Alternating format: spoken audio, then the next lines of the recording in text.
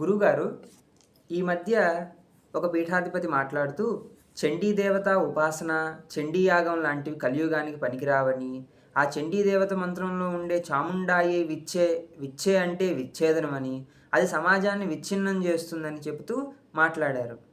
మనం చూస్తే ఈ మధ్య కాలంలో పెరుగుతున్న చండీ యాగాలు చేస్తున్న వాళ్ళు ఎంతో పెరిగిపోయారు.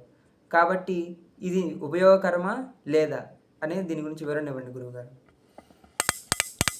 కలియుగంలో కలో చండీ వినాయక అనే మాటనే ఎక్కువగా మనం వింటూ ఉంటాం.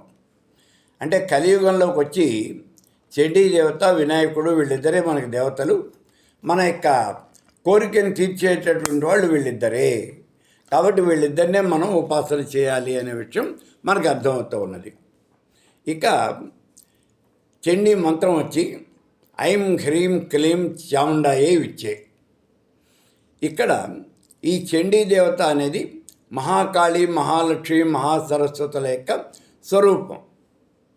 ఆ ముగ్గురు దేవతల యొక్క స్వరూపమైనటువంటిది ఈవిడ చండీ పరదేవత అని మనం చెప్పడం అనేది జరుగుతోంది. ఈ చండీ మనకి మోక్షాన్ని కూడా ఇచ్చేటటువంటి దేవత అనే విషయమే సప్తయితలో చెప్తూ ఉన్నాడు. కాబట్టి చండీ అనేది మోక్షాన్ని ఇచ్చేటువంటి దేవత, చాలా ప్రధానమైనటువంటి దేవత. ఇక చండీని కనుక ఉపాసించినట్లయితే విచ్చే అంటే విచ్ఛేదనం కలుగుతుంది అని ఎక్కడా లేదు. విచ్చే అంటే మాకు ఇచ్చేటటువంటిది, అభయాన్ని ఇచ్చేటటువంటిది, మా యొక్క కోరికలన్నీ తీర్చేటటువంటి దేవత అని. చండీ దేవతను ఉపాసన చేసి ఫలితాలు పొందినటువంటి వాళ్ళు అనేక మంది మీకు కూడా తెలుసు.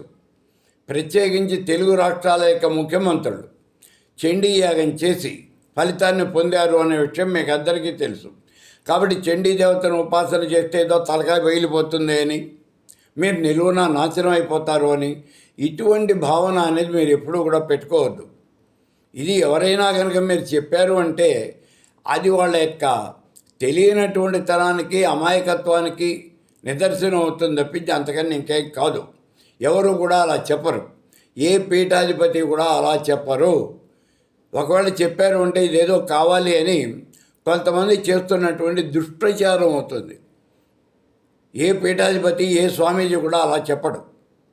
ఈ విషయాన్ని మీరు చాలా జాగ్రత్తగా గుర్తించండి. చండీ సప్తైతి పారాయణ చేస్తే అద్భుతమైనటువంటి ఫలితం వస్తుంది.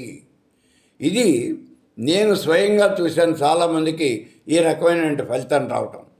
కాబట్టి కలియుగంలో చండీ అన్ని కోరికలు కూడా తీర్చే దేవత.